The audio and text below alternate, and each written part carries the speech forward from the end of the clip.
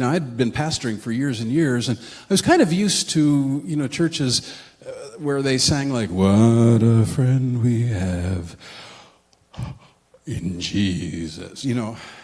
Not a lot of enthusiasm. And when these guys started to sing, it was like the roof was going to come off the place. And I couldn't understand, how could you have such joy in such a dark place? Well, they got to a part where a lot of churches do, where they said, let's stand up and greet one another, And by that time, I wasn't afraid that anybody was going to kill me anymore. So I decided to go off the platform and shake hands. I went over to this section here, and when I walked over here, about 50 guys reached out their hands and wanted to shake my hand. And I didn't understand that.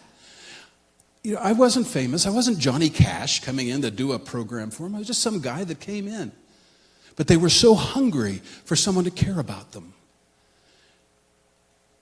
that they just wanted to shake my hand. Well, as I left the prison that day, I told God, I said, Lord, I don't know what your plan is, but I'd love to do more of this.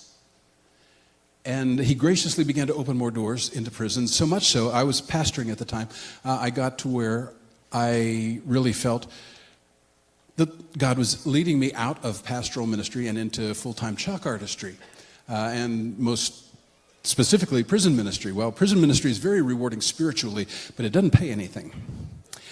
And I didn't get a very big check from the church I was pastoring, but at least it came every week. And I wasn't, again, ready to make that commitment, and I kept putting it off, and then finally God just kept working in my heart. And I told my wife Laurel, and said, that's my wife Laurel over there. She's graciously traveling with me and putting up with me for all these years.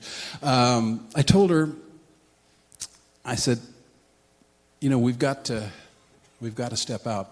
And the way God moved me to that is he reminded me of a passage in Scripture. He said, Jim, you remember when Israel came to the Promised Land and came to the Jordan River, it didn't part until the priests stepped into the water.